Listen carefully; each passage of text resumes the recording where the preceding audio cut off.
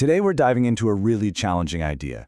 What if the most effective form of power isn't about silencing people? What if it's about controlling what kind of dissent actually gets heard? Let's get into it. Our whole exploration today starts with this one single, powerful idea. It's a bit counterintuitive, right? The thought that the smartest way to control people isn't to crush opposition, but to just steer it. So this isn't a story about traditional censorship. The source material we're looking at tells us to focus on the noise, not the silence. It suggests that the things we're encouraged to hear, the things that get amplified, well, that might be the most effective tool of control there is. And that brings us to the core concept of this whole thing. The source gives it a name: managed dissent. It's basically a theory for how power can learn to use opposition to its own advantage.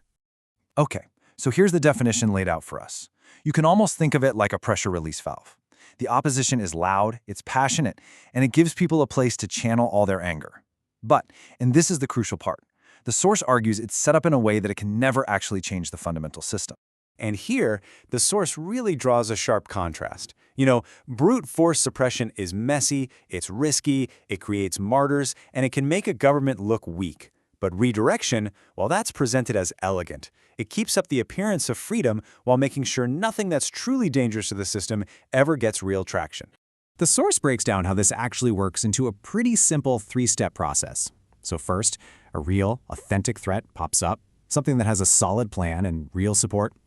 The system's response isn't to crush it. Instead, it finds or promotes a louder, more dramatic, but ultimately less effective alternative. Then, all that public anger and energy gets funneled right toward this new, safer version of dissent. And this is the paradox that makes the whole idea so potent.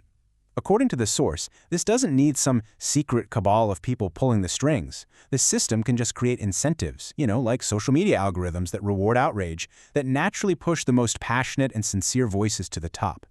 Those people might have no idea that their sincerity is the very thing that makes them so useful. So how does a theory like this actually play out in the real world? Well, the source applies this framework to one of the most complex conflicts happening today. And I want to be really clear. What you're about to hear is the source's specific analysis of the dynamic between Benjamin Netanyahu's governments and Hamas. The source builds its case using a timeline of key events. We're talking about an argument that spans decades, starting way back with Netanyahu's rise to power and pointing to very specific moments, like the 2018 approval of cash transfers into Gaza, as really crucial steps in this whole dynamic. To make its argument more concrete, the source really zeroes in on this number. It reports that suitcases of cash starting at $15 million a month from Qatar were allowed into Gaza with Israeli facilitation. This money, it argues, is what kept Hamas's governing body afloat. This quote from the source material really captures the strategic logic perfectly. The argument here isn't that Netanyahu created the group.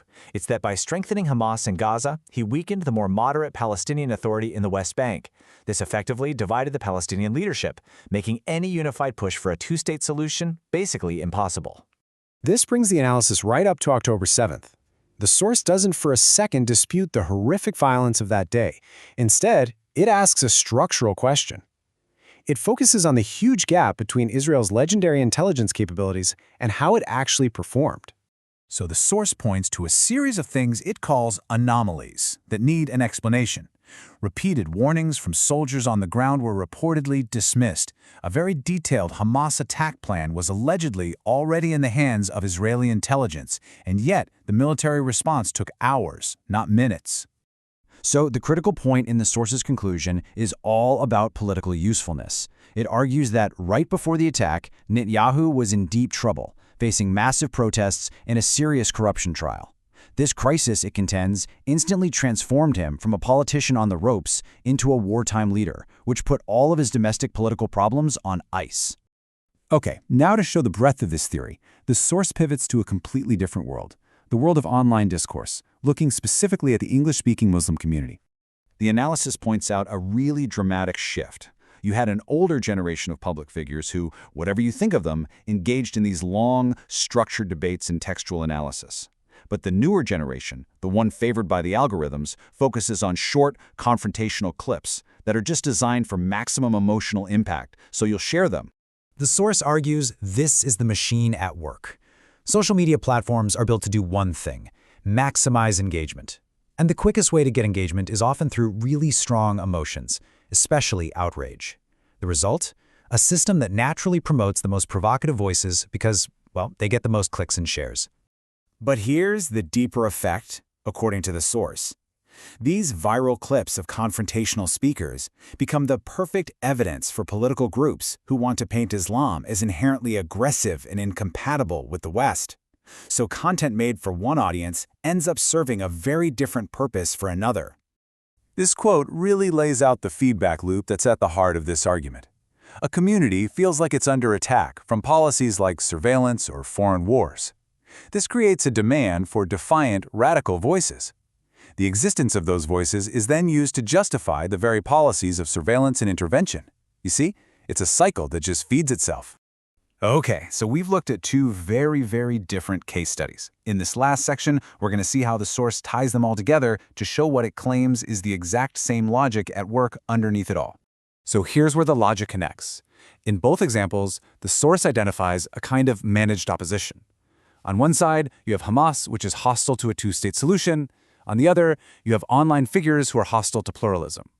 Their so-called useful function: one shuts down the possibility of diplomacy, while the other confirms negative stereotypes. And the source argues that the beneficiaries are the political actors who need those specific outcomes to push their own agendas. And this brings us to the big thesis of the entire analysis. Power doesn't have to create its enemies from scratch. It just has to be smart about which opposition it lifts up and amplifies, choosing the enemies whose very existence best serves its own long-term interests.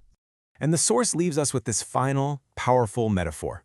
It suggests a form of control that's subtle, that guides instead of destroys. It's a pretty provocative idea that challenges all of us to look not just at who is speaking, but to ask who benefits from them being the ones we hear.